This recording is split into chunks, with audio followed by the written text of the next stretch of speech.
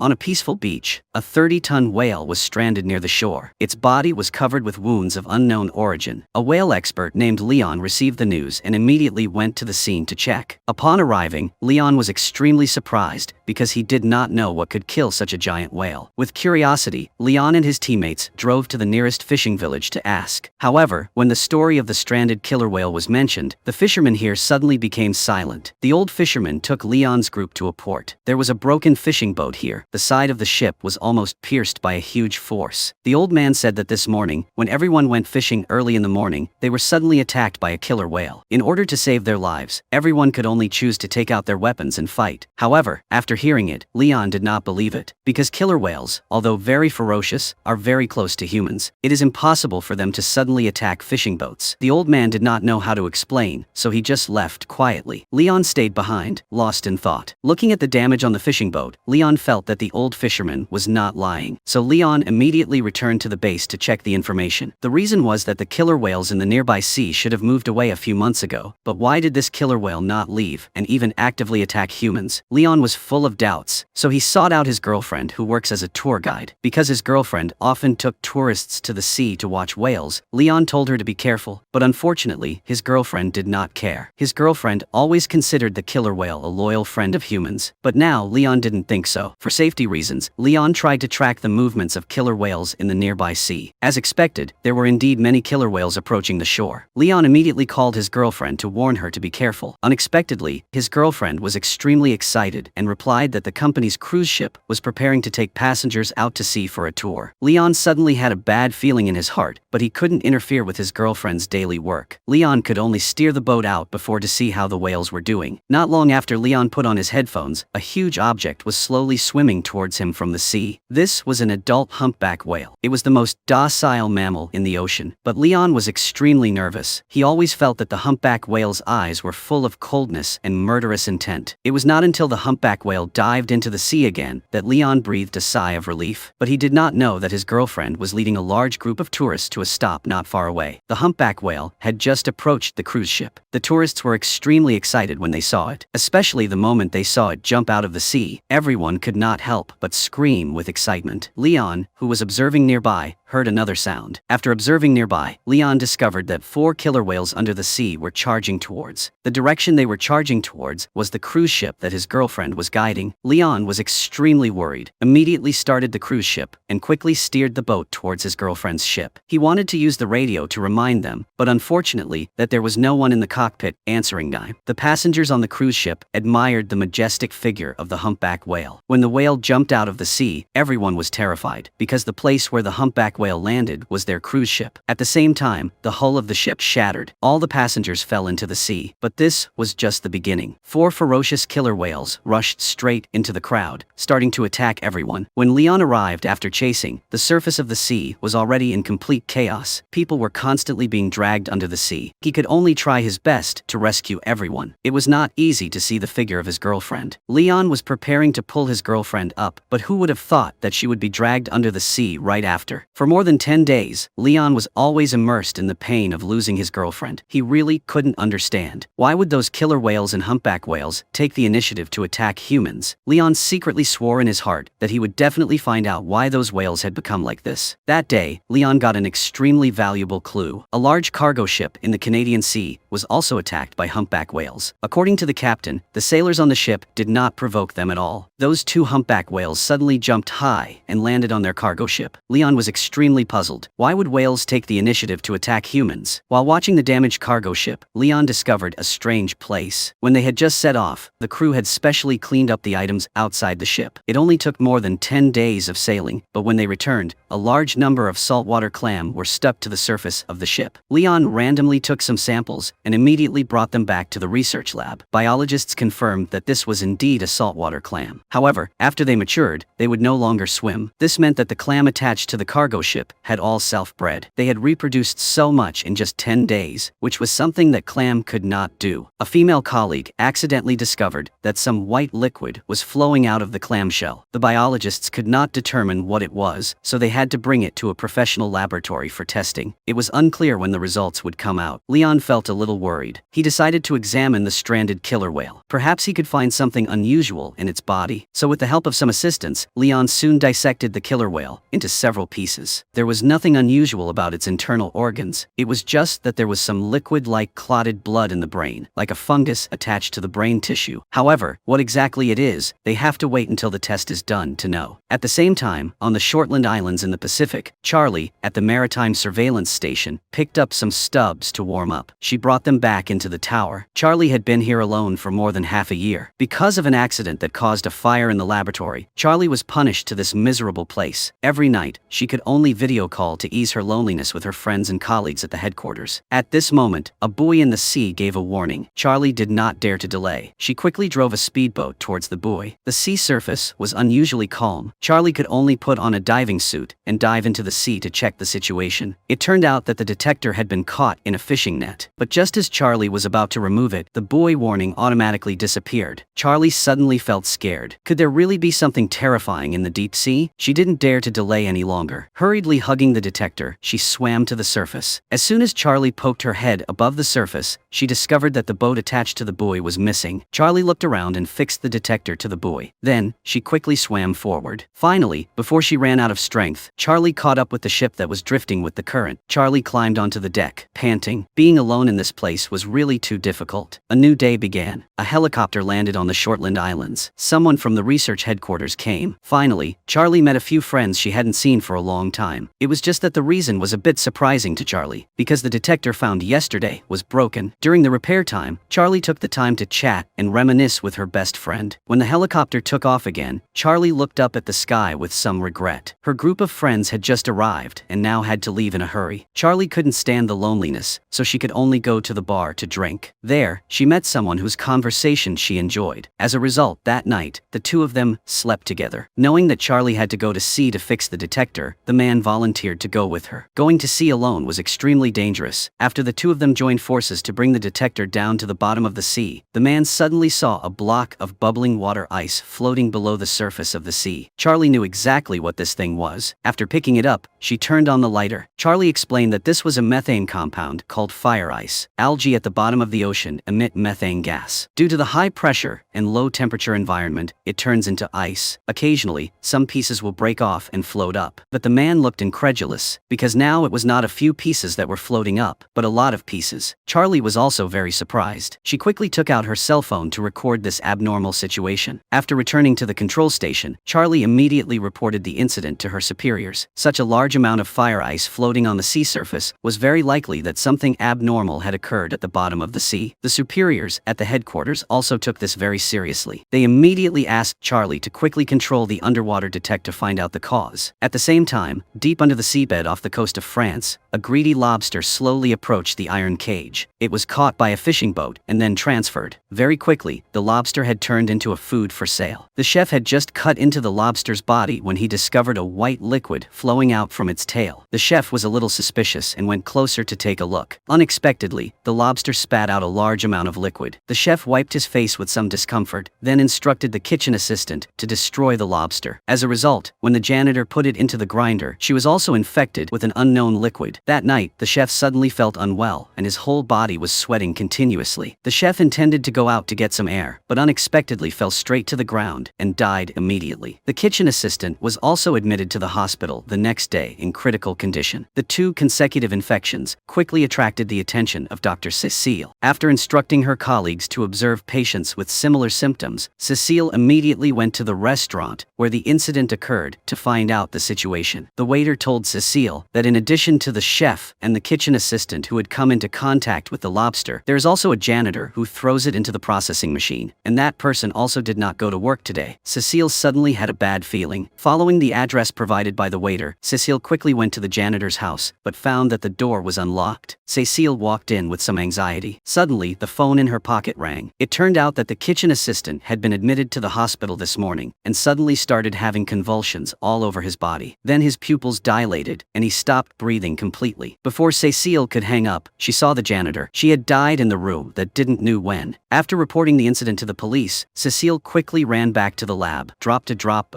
of the chef's blood, and then dropped her own blood. A horrifying scene had occurred. Bacteria were corroding the chef's blood cells. Cecile thought that this virus was a flesh-eating bacteria, which was usually infected by wounds or eating raw seafood, but it usually did not cause death. And this bacteria can not only overcome the body's immunity, the growth rate of phagocytes is also extremely astonishing. It is very likely that it has mutated into a new strain. Just as Cecile was feeling lucky that no one was infected, in a car repair shop, a car repairman was making demon faces at the little girl in the car, but soon the car repairman felt unwell. Then he seemed to have no strength left. The driver in the car, anxiously urged, then saw the car repairman spit out a mouthful of black blood and fell to the ground, unconscious. The car repairman was quickly taken to the hospital for emergency treatment. Unexpectedly, the hospital was already full of people at this time. Patients with similar symptoms were continuously brought to the hospital. This infection incident quickly attracted the attention of local departments. Experts respectively came to the scene one after another, wanting to find the source of the infection as soon as possible. But now, perhaps only Dr. Cecile understood the situation best. This kind of bacteria definitely did not spread through the air. Otherwise, the number of infected people would have been countless. Cecile suddenly remembered what the waiter had said. The kitchen assistant had thrown the lobster into the treatment machine. It seemed that the pathogen had spread into the city's water supply. Cecile was extremely frightened. She immediately bought a large amount of mineral water and then told her husband to take the children away from the coast, not to drink tap water randomly. A major crisis was about to happen, but this was just the beginning. In the Norwegian Sea, marine biologist was Dr. Seeger took a helicopter to the oil exploration ship. Everyone in the group had a very serious expression, as if something unbelievable had happened. It turned out that when they were exploring for oil at the bottom of the sea, they discovered a swarm of ice worms. Hopefully, Dr. Seeger would come and see the situation. At first, Seeger felt that it was nothing serious. It was just that ice worms were very common on the seabed, and sometimes they were greedy for some frozen methane gas. But the environmental expert beside him, Tina, said that when they were discovered 2 days ago, they only had an area of about 50 square meters, and now it had spread to the entire sea. Dr. Seeger was a little surprised and instructed the probe to continue approaching the seabed. Who would have thought that the next second, the screen suddenly lost signal? It took a minute for it to return to normal. The staff explained that this had been happening frequently recently, and they didn't know the specific reason. Seeger didn't care much about it, but ordered the probe to find an ice worm to examine it carefully. The results of the experiment were extremely surprising. Normal ice worms basically didn't have such sharp teeth and didn't have such an excessive regeneration speed. It is very likely to be a completely new species. The result is exactly like that. Based on the local government's species protection principle, oil exploitation in this area will definitely be suspended. Seeger has no choice but to send the sample to the onshore Scientific Research Institute for further research. After 24 hours of simulation experiments, people discovered that the ice worms can actually eat the bacteria spots themselves. Then they started to continue digging into the ice. This also explains why their teeth are so big. But the strange thing is that there is no food under the ice surface. These worms will suffocate and die immediately after burrowing in. But if they know for sure they will die, why do they have to do this? Environmental expert Tina is most afraid of the terrifying reproductive ability of these ice worms. So Tina decided to report the incident to her superiors, because during this period of time, it is very likely that ice worms will occupy large oil fields. This will seriously affect the company's exploration progress. The attitude of the senior leaders is very clear that the exploration cannot be stopped. However, the local species protection policy must also be taken into account. Tina feels extremely downhearted. Now she can only conduct further research on this new ice worm. Not long after, the team returned to the exploration ship. As the probe slowly sank, Dr. Seeger discovered that the number of ice worm has now increased greatly. They planned to penetrate the ice layer to see the ice worm below. As the drill went deeper, the exploration ship suddenly began to shake slightly. A large amount of gas rose from the sea, carrying the waves. The huge hull was like a toy that kept shaking on the sea.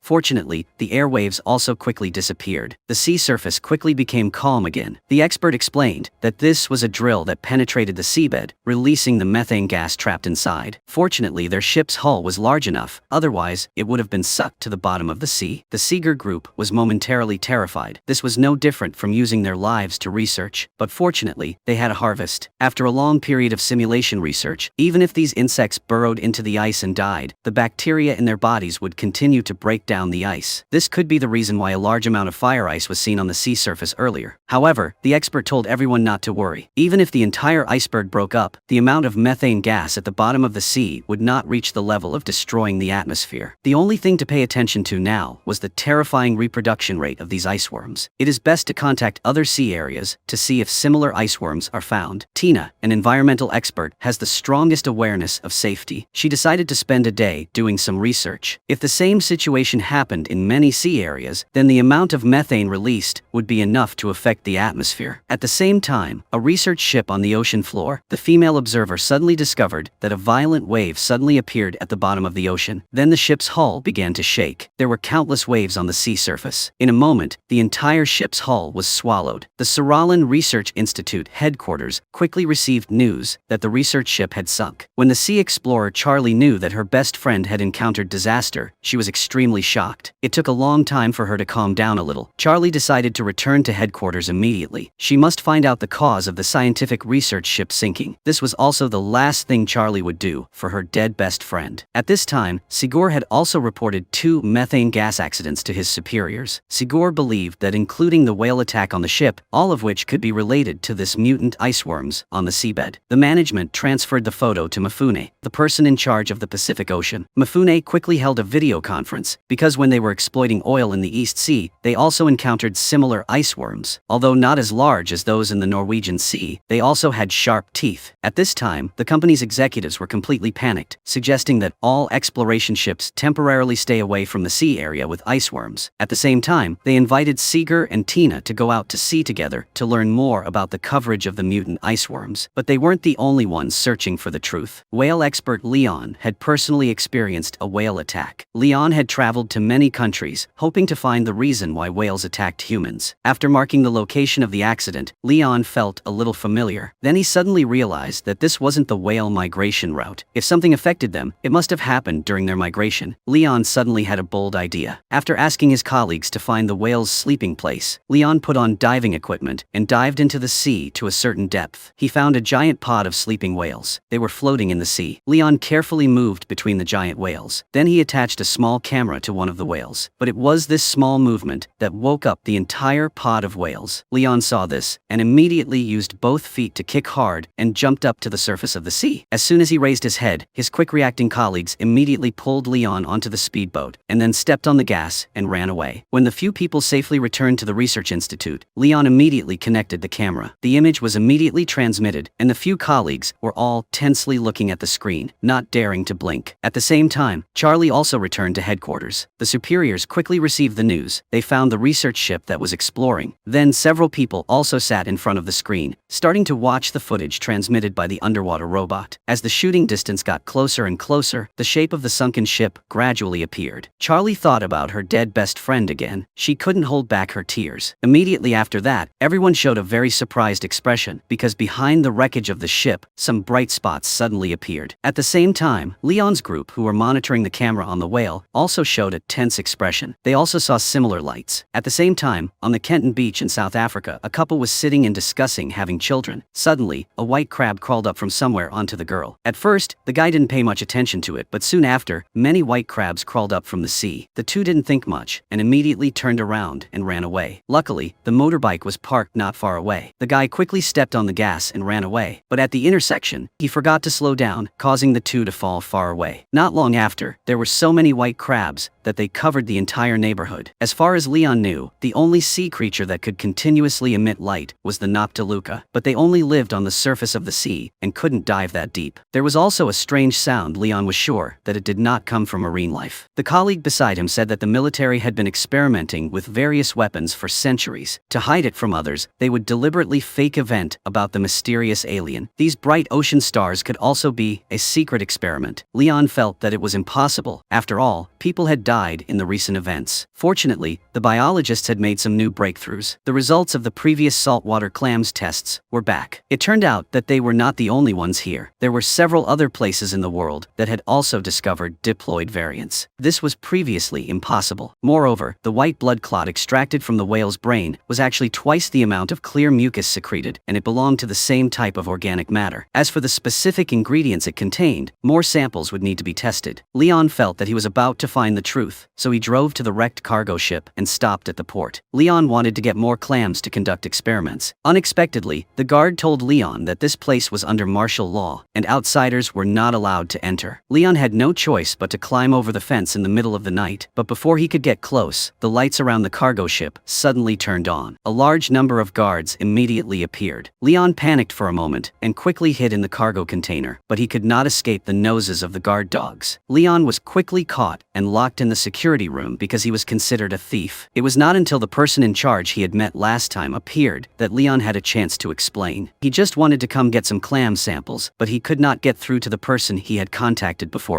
However, infiltrating a private port was no small matter. The person in charge could not let him go so easily. Leon had to personally explain clearly to the senior management. Unexpectedly, they were very interested in the matter of the clams breeding, because this would affect the navigation efficiency of the cargo shipping companies. The senior management immediately expressed that they would give Leon the greatest support. Just like that, Leon did not need to do anything but could get a few boxes of clams, but he felt a little uncomfortable. Not only was he treated like a thief, but he also had to reveal some research results. The senior executives of the shipping group were also not good at all. They immediately contacted Mifune, who was in charge of the Asia-Pacific region. Mifune believed that the mutated clams and the recently discovered mutant ice worms must have some connection. On the other hand, Dr. Sigur, who was invited by the shipping group, boarded a deep-sea exploration ship. They used an underwater robot to check the coverage of the ice worms on the seabed. But when the image of the seabed appeared on the screen, everyone present was extremely surprised. The nearby seabed had been completely destroyed to the point of being unrecognizable. Sigur couldn't help but get angry, and he even started criticizing Tina because she was the one who invited him. The exploration of this sea area was not yet complete, but the corporation had already started laying secret pipelines, which was clearly a violation of the law. Now in Sigur's position, whether or not to make this public was a matter of debate. Tina was also extremely naive, and all the explanations were very superficial. As a result, the two of them left unhappily. Sigur then went to find the institute's director, Katharina. He wanted to hear Katharina's opinion. Katharina was indeed unhappy with this. If this matter was exposed, the Maritime Corporation would definitely forge the license sign. If this method doesn't work, maybe find a scapegoat, and Tina is the most suitable candidate. Katharina advised Sigur to discuss countermeasures with Tina before announcing this. However, Sigur kept calling, but Tina didn't pick up. Perhaps Tina was still angry at this time. As for Charlie, who was in the research institute, she had also gotten over the pain of losing her best friend. Charlie decided to say goodbye to her supervisor, and it was time for her to return to her monitoring station. After going through a difficult journey, Charlie finally returned to her old place. Fortunately, the cold house was no longer lonely. Charlie's new boyfriend had been waiting for her here for a long time, which made her feel more at ease. After a night of lovemaking, Charlie reopened the last video her best friend sent her. Although the sadness came back, this time there was a new discovery. In the window behind her best friend, a familiar fluorescent light flashed again. This was very similar to the light she had seen at the bottom of the sea before, especially that strange sound. Charlie specially extracted its frequency and found that the sound was exactly the same as the sound heard at the bottom of the sea. Charlie was momentarily shocked, so she immediately contacted her colleagues at the headquarters. She wanted to report this special discovery to Director Katharina, but unfortunately, there was no time left at the moment. Katharina was discussing with Dr. Sigur about the dangers of mutant ice worms. According to the discovery during this time, most of the areas with ice worms were on the bottom of the ocean, on a slope acreage. Coupled with their terrifying growth rate, it was very likely to lead to the collapse of the slope. Katharina thought about it and felt that it made sense. This could cause a serious tsunami. Charlie's colleague really couldn't wait any longer, had no choice but to interrupt their discussion. Katharina came to the computer clearly a little annoyed and told Charlie to report straight to the point. But when Charlie mentioned the fluorescent waves on the deck and the sound frequency was the same as the frequency of the seabed, Katharina didn't seem to care. The fluorescent could be an accident caused by a signal interruption. There was no need to discuss it at all. But what Charlie discovered was not just that. She had collected the locations of the methane gas accident and found that the water temperature had suddenly increased during this time. This was the cause of the methane gas explosion. It was not caused by iceworm bites as previously inferred. Moreover, there was a known heat vent in the middle of the three heat sources. Katharina couldn't keep calm because this heat vent was always in a dormant state. Charlie insisted that this heat vent must have reopened. She had seen a lot of floating fire ice before. In order to test this idea, Charlie planned to apply for the company's underwater robot and go to the bottom of the sea to see what it was like. After hearing this, Katharina immediately became angry. She thought that there was no need to waste resources to verify this ridiculous conjecture. Charlie still wanted to argue, but unexpectedly, Katharina left directly. Fortunately, Sigur was a rather rational person. He believed that science was inherently a bold conjecture. They should carefully verify the process. Katharina, as a superior, should not attack a passionate young person like Charlie. These words seemed to have awakened Katharina. She immediately went to the communications room and began to carefully study the data compiled by Charlie. The frequent maritime accidents recently had quickly attracted the attention of the International Maritime Safety Committee. Sigur also knew through the news that in addition to the mutated ice worms, there were also lobsters, clams, clams, whales, and other anomalies of marine life. He felt that these seemingly independent events were very likely to have some connection behind them. This sentence reminded the leaders of the Transportation Corporation to provide Leon's phone number so that the two of them could communicate a little. Seeger was very interested in this matter. After getting the phone number, he immediately contacted Leon. Mifune was very happy to have two experts in two different fields who could communicate with each other, so he immediately shared the research materials on clams and whales, including the video of the light spots. After Seeger saw it, he was extremely surprised because this scene was very familiar. After being carefully compared by the Research Institute, the light spots under the sea that the whale encountered were exactly the same as the group of lights encountered by the scientific research ship, but they couldn't figure out where it came from. The only deduction at the moment was the heat vent theory that Charlie had mentioned. Seeger felt that he had to send an underwater robot to verify it. Not long after, a helicopter landed again on the Shortland Islands. Seeger personally sent an underwater robot to Charlie. After sharing the footage of the whale under the sea, Charlie felt even more compelled to explore the seabed. Charlie felt deeply moved, and it felt good to be recognized by others. After a few encouragements, Seeger prepared to take the helicopter and leave. As soon as he closed the cabin door, Seeger received an emergency call that there was a landslide under the seabed in the nearby waters. He had to go to higher ground as soon as possible, but Charlie's phone was left at home, and she didn't receive the warning message from her colleague. At the same time, Tina, who was in a bad mood, went to the small restaurant owned by her boyfriend. Seeing that her boyfriend had no time to talk to her, Tina went to the beach alone to relax. Suddenly, a huge flock of birds flew by in the sky. While everyone was still surprised, the seawater suddenly began to recede rapidly. Tina quickly realized that this was a sign of a tsunami and immediately ran away with the crowd. At this time, the tsunami had already hit, and Tina quickly ran after everyone. On the way, she coincidentally met her boyfriend who had just gotten into the car, but unexpectedly, he stepped on the gas and ran away. On Charlie's side, she also felt the tsunami coming, and she wanted to remind the tourist from afar to evacuate, but Seeger behind her hugged her. If she didn't leave, it would be too late, and Charlie finally came to her senses. She ran after Seeger towards the helicopter. Just as the tsunami hit, the helicopter successfully took off, and luckily escaped this crisis. But Tina on the other side was not so lucky. She had a hard time getting back to her car, but found that the tsunami was approaching. At her last moment, she wanted to make one last call to Seeger, but unfortunately the phone had not yet connected. She was drowned by the approaching tsunami. Seeger returned home safely, and as soon as he turned on his phone, he received the last words Tina left behind. She said that she could not live without Seeger. These were the last words she left when she was alive. Only then did Seeger understand Tina's feelings. He deeply regretted hurting her over and over again. The tsunami swept through many small towns along the Pacific coast. The town news reported that a total of more than 1,000 people were missing. This also made Cecile even more uneasy. The previous small-scale infections also came from this sea area. This time, Cecile finally couldn't hold it in any longer and spoke her mind about the cause of the epidemic. The possibility of infection from the city's water system. They need to report to the managers at all levels. They had tried all kinds of antibacterial drugs before, but they were all ineffective. The only way to prevent it was to warn people not to use tap water and suspend all fishing activities along the Atlantic coast. After hearing this, all the influential people sneered. They believed that they couldn't just cause panic among the people and economic losses because of some speculation. Cecile had no choice but to end the meeting. She had already guessed the result in her heart, but when she scrolled through the news around the world, news about the crab tide appeared. Cecile thought of the lobster that caused the infection again, because that lobster came from the same sea. Could other creatures carry the same pathogen? Now the white crab was the best research subject. Cleverly cutting the back of the crab shell, a piece of white blood clot tissue suddenly appeared inside. Cecile took some samples, then dripped her own blood into it. She saw that mutated Vibrio vulnificus again. Cecile immediately sent messages to the areas where this type of crab had appeared, hoping that they could also conduct relevant research in comparison. The crabs changed color and had no eyes, proving that they lived near the thermal vents in the deep ocean. Why did they suddenly run ashore, bringing so many pathogens? The damage caused was much greater than that of lobsters. Cecile did not dare to delay, and immediately organized an academic conference. The location has a full range of authorities in relevant fields. A large amount of data and research shows that, recently in Japan, South Africa, and the coast of Brazil, there had been a large number of crab tides.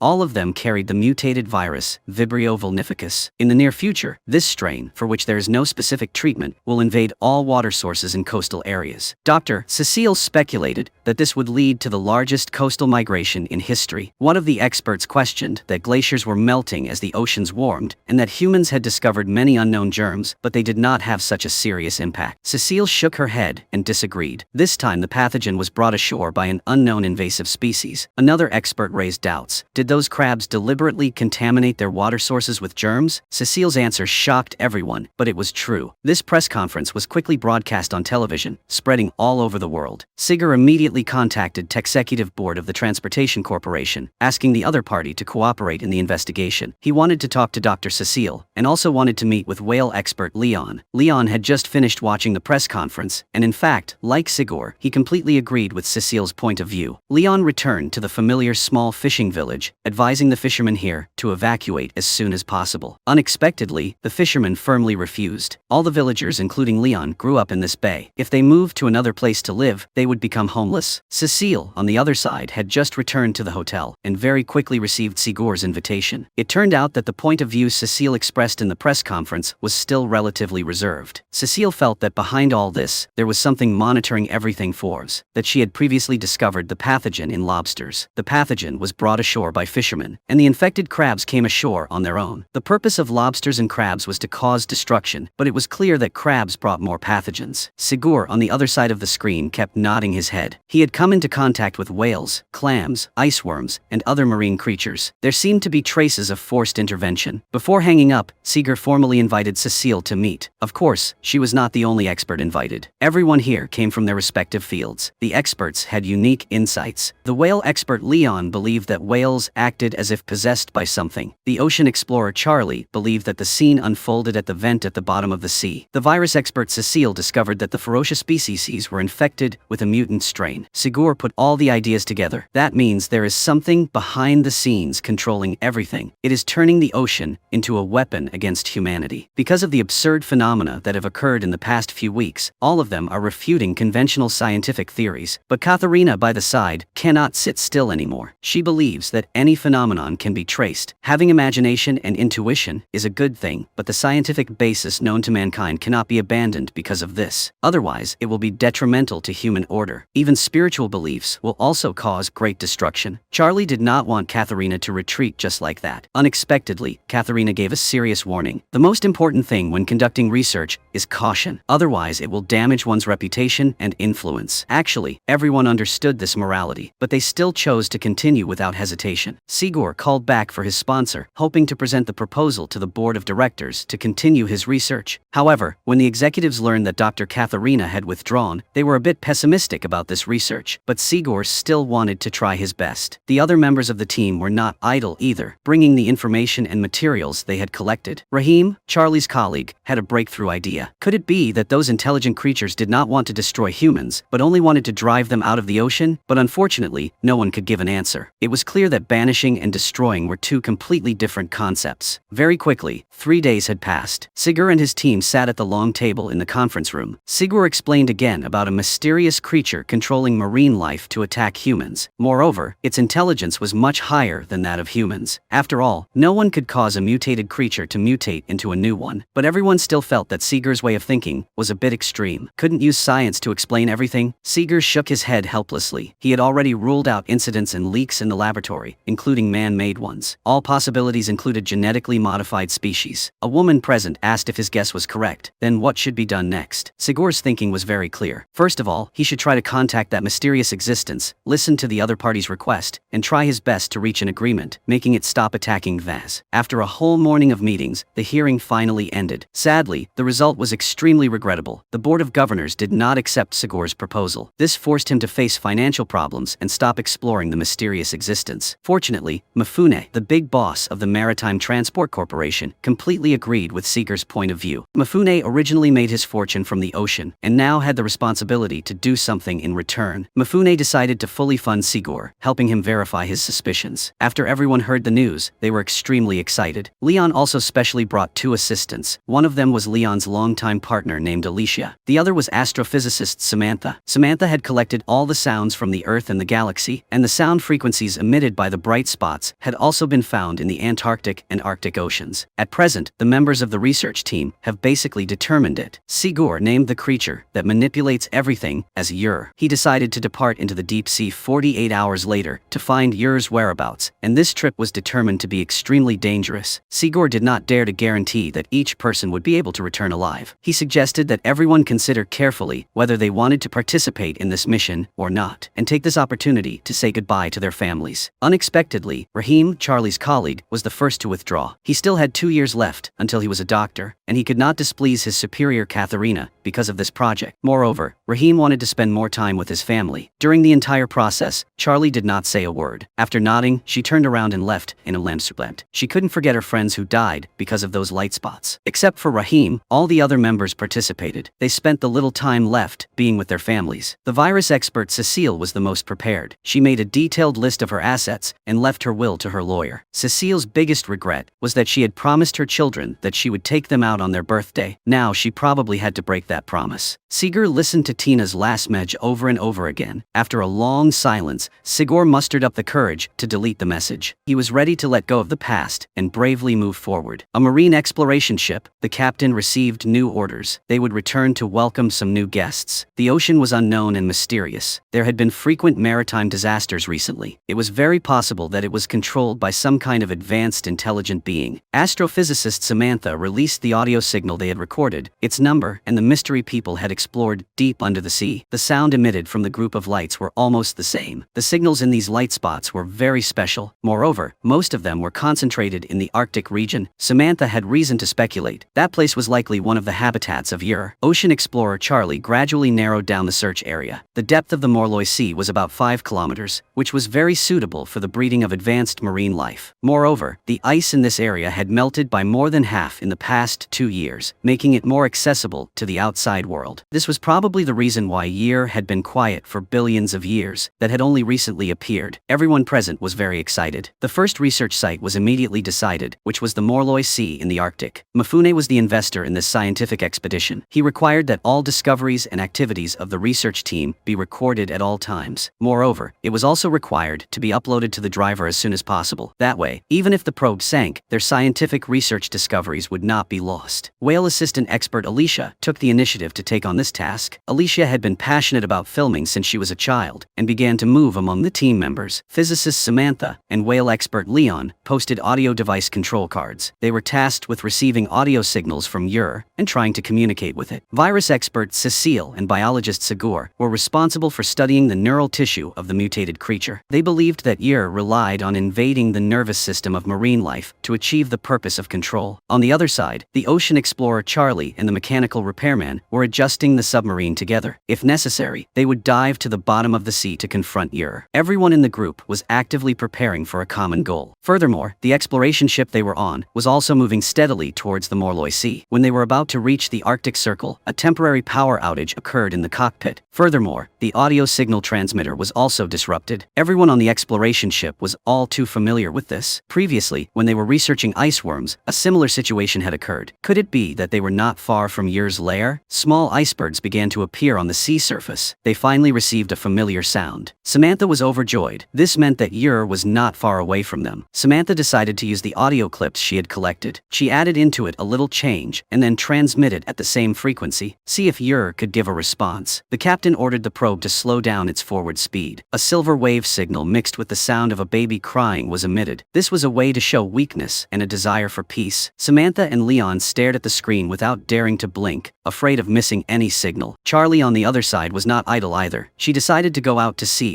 for herself. A small submarine slowly entered the drainage chamber. The moment the bottom deck of the ship opened, Charlie and the divers successfully dived into the sea. As the submarine continued to go deeper, the surroundings quickly became quiet. There were headlights emitting a faint light. Suddenly, the radar showed an unidentified object approaching, but with the naked eye, there was nothing to see. At this time, the captain also noticed something strange. He quickly informed Leon to collect information about the ultrasound. As a result, Leon actually received some strange signals. When he made the sound, everyone on the boat was shocked. They had never heard such a strange sound. It was like the dolphin sound but much sharper. Then, the electronic screen started flashing again. Everyone present was speculating. This group of lights could be the Ur they were looking for. The most nervous were still Charlie and the divers at the bottom of the sea. Realizing that this thing was getting getting closer, the supervisor suggested leaving, but Charlie still had no intention of giving up. She wanted to see with her own eyes what this thing was. When the submarine's lights went out, the ship merged with the seawater. But the captain thought this trip was too risky, so he quickly called Charlie back. Unexpectedly, the communication signal was cut off at such a crucial moment. Everyone was extremely worried about Charlie at this moment. On this side, the diver really couldn't bear it anymore. He quickly started the submarine and hurriedly turned back towards the sea. It wasn't until the bottom of the exploration ship slowly opened that everyone breathed a sigh of relief. Charlie looked out with some unwillingness and saw some bright spots slowly approaching. Unfortunately, the submarine had quickly entered the hull. Charlie couldn't even determine whether what she had just seen was an illusion or not. Charlie didn't dare to mention this issue either, just silently looking at the sea surface under the night sky. Could those bright spots be Yur's real body? Everyone knew that Charlie's best friend had died because of these bright spots. At this moment, Leon and the others seemed extremely excited. Decompressing the audio signal they had just received, they could clearly hear the cry of a baby. This was Yur's response. Although they didn't understand the meaning of the signal sent out before, at least they had connected with Yur. Communicating with unknown creatures, Samantha is considered the top expert in this field. She elongated each sound segment, arranging them in different positions. A complete image suddenly appeared on the screen. This is the evolution of humans from the ocean to today. If Yur can really accept it and can understand it, perhaps it will respect the fact that they are from the sea and will no longer oppress humans. The research of virus expert Cecile has also made a breakthrough. Cecile discovered that the nerve cells of all mutant creatures have extremely high levels of glutamate. This makes them behave more strangely than usual. Perhaps this is how Yur achieves its goal of controlling marine life. What Cecile has to do now is find an effective way to inhibit this type of glutamate. Alicia always returned to the recordings. She went to the diver with Charlie. The diver did not see the mysterious lights and did not believe what Charlie saw. The diver believed that these researchers always had something strange in their minds, often fantasizing about being able to see what they wanted to see. Alicia looked at the diver's figure leaving and shook her head helplessly. But at this moment, Alicia suddenly discovered something floating on the water. She went closer to look. It was a few silver lights. Then the lights started flashing. The power supply of the entire ship was inexplicably interrupted. When everything returned to normal, Alicia was lying on the ground. It was unclear whether she was alive or dead. Everyone hurriedly carried Alicia to the medical room. Cecile discovered that there was cystic fluid left on Alicia's body. It meant that her brain or spine was damaged. It took many hours of rescue to stabilize Alicia's life. It was just that there were many red marks on her arms. Cecile speculated that Alicia might have suffered a nervous system injury. A bad premonition suddenly appeared in her heart. Cecile was too familiar with this kind of thing. So, with the help of Leon and the others, Cecile began to suck Alicia's spinal fluid. Alicia instinctively twitched a few times. After a series of comparisons in the laboratory, Cecile discovered that some of the components were exactly the same as the matter in the mutated creature. That meant that Yur was trying to infiltrate Alicia's nervous system to achieve the purpose of control. But where had they come into contact? At this moment, Charlie suddenly realized the group of lights she saw at the bottom of the sea was definitely not an illusion. It was possible that the light had sneaked in through the drainage tank. Samantha on the side agreed with this opinion. The reason why the probe suddenly lost power just now was due to low-frequency interference. Although it was inaudible to the human ear, it was extremely destructive. This kind of sound could only be produced inside the hull. After hearing this, the captain could no longer sit still. The captain ran to the control room manager and asked various departments. Unfortunately, no clues were found. In the surveillance video, the last area Alicia moved to was the drainage tank. So the captain immediately ordered the area to be sealed off, forbidding anyone from approaching. This accident had almost killed someone. The senior leaders who accompanied the group had no choice but to report it to Mifune. Unexpectedly, Mifune was extremely calm. An accident with Mifune was still acceptable. The most important thing now was to arrange manpower and bring Alicia to shore to receive the best treatment. It was just that the others in the group were not so calm. They didn't know if they would be the next victims. What they were really worried about was that the sponsor couldn't continue to bear the losses, so they canceled this scientific expedition. Leon said that he never imagined that he would be able to see the Arctic Ocean with his own eyes. Leon still thought that he was dreaming. Charlie's parents were also marine researchers. She had lived on a research ship since she was young, until one day there was a big storm. Charlie escaped on a lifeboat, but her parents died because of it. Everyone thought that Charlie should hate the sea, but she felt that being close to the sea would bring her closer to her parents. Everyone waited silently, hoping that things would develop better. Finally, their hard work paid off. They received another signal from Yur. Charlie on the other side suddenly discovered a faint light coming from the drainage tank. Looking through the glass window in the clear blue seawater, countless fluorescent phenomena appeared, seeing them moving at a speed visible to the naked eye, gradually converging into a human shape. Charlie's eyes widened in surprise. At this time, Leon and Samantha were also stunned on the spot, because the wave pattern they received was the human evolution map they had sent earlier. The Ur that controlled everything had finally gradually appeared. But what kind of creature were they? Was their attitude towards humans to continue to destroy or negotiate for peace? This was one of the greatest discoveries of the human era. Not only could it control various marine creatures, but it could also transform itself into any shape. After receiving this news, Mifune immediately took a helicopter to the research vessel. After careful analysis and comparison, this creature was called Ur. It was a single-celled organism. It can change shape and density, forming a larger multicellular mass. But this is not the most magical place. Previously, Ur had attacked Alicia in the scientific research group, trying to merge with her cells. This clearly felt a strong sense of invasion. Not only that, the previous voiceover image of Ur had appeared 250 million years ago. What did the Earth's continental plates look like before they separated? This showed that they had existed for much longer than humans. Furthermore, they could also inherit the memories of their previous lives. Fortunately, things did not develop in the worst direction. At least Ur showed the intention to communicate. The captain emotionally stepped off the deck. He did not expect that the ocean he was most familiar with would hide such a terrifying creature 20 years ago. The captain was a member of the Navy. When they passed by here, there were thick layers of ice. But now, there were only scattered pieces of ice left on the sea. Diver Luther was also filled with guilt at this moment. He was the last person to come into contact with Alicia. If Luther had believed that Charlie had seen those bright spots, he probably wouldn't have left Alicia alone. Charlie suddenly said that perhaps Ur had entered Alicia's body on purpose. It had no intention of harming her, but rather taking this opportunity to understand humans. Samantha, who was by her side, felt that this made sense. This was like the first time they had seen an intelligent creature like Ur, and she also wanted to learn more. In the waiting room of the expedition ship, Mifune brought news to the captain. A few days ago, a huge tsunami hit the coast of Nigeria. Many people were injured, including the family of a crew member. After watching the video, the captain couldn't help but call that crew member out to talk. The night wind blew coldly. At this time, the ocean was even more brutal. At the same time, two crew members wearing protective suits went to the drainage chamber, extracted a large tank of seawater containing Ur cells, and sent it to the laboratory. Virus expert Cecile was forced to investigate about their characteristics as soon as possible. Unexpectedly, when observing the water, Cecile accidentally discovered that ketamine destroyed Ur cells quickly. Mifune on the side asked if they could eliminate Ur in this way. The experts on the scene were extremely surprised. The experimental environment did not show the actual results. Sigurd could not help but remind them. They were here to negotiate peace with Ur, not to lead to war. The captain on the side suddenly shouted angrily. What was the point of negotiating? Ur had just destroyed the entire coast of Nigeria. Sigurd could only forcefully explain that this tsunami had probably begun to form before the peace negotiations. But the captain, who having a military background, still preferred fighting. Surprisingly, that Mifune also chose to side with the captain. Even if they wanted to negotiate peace, they had to let Ur know that they had something that could destroy it. Only then would they have the upper hand. The virus expert, Cecile, proposed a compromise plan. They could test it on a small scale, which would not cause large-scale pollution of the ocean, and could also let Ur know their tricks. After everyone thought for a while, they all nodded in agreement. The whale expert Leon had a different approach. The humpback whale was almost extinct in the early 20th century. After that, humans came up with various protective measures, which allowed them to continue to survive. Leon could imitate this into the sound of a whale and transmit it to Ur, letting it know that humans also cared about marine life. However, it was still unknown whether this method would be effective or not. Cecile had already started preparing, conducting a poisoning experiment with Ur in the drainage tank. Accompanying her was the diver Luther. The two people in protective suits slowly walked towards the drainage tank. Everyone above watched anxiously. After dropping a drop into the water, a group of silver lights quickly appeared in the seawater, then quickly rose into a large ball, spreading with a sharp high-frequency band. When everything was calm again, the entire power supply of the ship was cut off again. At this time, Luther was floating on the surface of the water. Everyone hurriedly pulled him up to give first aid, but unfortunately it still failed. That was not the worst thing. The probe could not be started. Now it could only drift slowly with the ocean currents. Not long after, the ship hit a small iceberg. Just as everyone was wondering what to do, a large ball of silver light emerged from the water. It set the expedition ship adrift again. Everyone was stunned, speechless. Unexpectedly, that Ur's revenge came came so quickly. The crew in the control room kept calling for help. Suddenly, the ship's hull began to shake again. This was the rhythm that would crush the exploration ship. The captain in the cockpit was extremely frightened. Sigurd, on the side, took the opportunity to speak up and say that it was impossible for them to eliminate Ur in the flowing water. The only thing they could do now was to live in peace. It was imperative to convey the message of goodwill as soon as possible. Samantha on the side was a little worried. The sonar device was not working. It was imperative to fix it before the information could be transmitted. Seeing the ship drifting faster and faster, Sigurd was worried that there was not enough time. So he proposed a bold idea. Sigurd wanted to inject Ur into the body, causing the two cells to merge into one. This could make Ur feel that humans were actually a species similar to them. However, the number of Ur on the sea surface was not large. Charlie had to steer the submarine to a deeper place. At this moment, the probe under Ur's control hit a large iceberg. There was not much time left for everyone. By the time rescue arrived, it might be too late. The only way was to evacuate some people by helicopter and then think about what to do next. The top leaders wanted to persuade Mifune to board the helicopter first. Unexpectedly, that Mifune insisted on staying because this was a crucial moment to establish communication with Ur. Now, the most important thing was to send Alicia, who was injured, away first. Cecile, as a medical specialist, had to leave with her. Before leaving, Cecile solemnly handed a tube of Ur cells to Charlie. Cecile told Charlie to inject it into Luther's heart at the last moment. Otherwise, a rejection reaction might occur over time. Suddenly, the hull of the ship began to shake violently again. Unexpectedly, the Silver Light group surrounded the ship with ice. Everyone gathered together. When the evacuation helicopter took off, the ship was surrounded by ice. Even if the power was restored at this time, they still couldn't escape. Cecile looked down anxiously on the plane, praying that her teammates could return safely. At this time, Charlie was ready. Luther's body was also carried to the back seat. At the same time as Luther was slowly descending, the submarine entered the deep sea again. Although Charlie's driving skills were not very good, under the captain's command, she could reluctantly control the submarine's actions. At the same time, Samantha had also repaired the receiver. They used the whale's voice to continuously send out goodwill signals. As the submarine continued to sink, Charlie's face was filled with colorful reflections. She had approached the lair of the mysterious Ur race. Looking at the colorful ribbons floating around, Charlie suddenly realized a serious problem. Luther had been dead for hours. Even if they injected Ur cells into his body, it would be difficult to merge into one. On the other side, Ur probably did not receive the peace signal. Now, only Charlie herself could act as a communication bridge between the two sides. Everyone in the cockpit was strongly opposed. Unfortunately, the signal was jammed. They quickly lost contact with Charlie. At this time, Charlie had taken off her coat, took out the syringe, and sat in the rear drainage cabin. After closing the isolation door, Charlie picked up the syringe and injected it forcefully into her heart. Then, she pressed the discharge switch. A lot of seawater began to seep in. Charlie felt the cold, her mouth gasping for breath. Until the water completely covered her head, she gradually lost consciousness. When the drainage compartment door opened, Charlie slowly drifted out. Ur beside her seemed to sense something. Each speck of light combined together, forming a ribbon, sending Charlie drifting away. Everyone detected the submarine's signal. Knowing that Charlie was in danger, they all secretly felt sorry for this great comrade. Unexpectedly, soon after, around the probe, the surrounding ice blocks began to move slowly. Not long after, the ship was released. Everyone knew that this was the peace signal sent by Ur. Unexpectedly, Charlie had actually succeeded. At this time, her entire body was suspended in the seawater, lying flat on the fluorescent ice strip. Very quickly, it was the next day. Huge waves crashed into the shore. Charlie drifted to the shore. Then her blue eyes suddenly opened wide. This is the entire content of the film. Thank you everyone for watching. Goodbye, and see you in the next videos. Bye.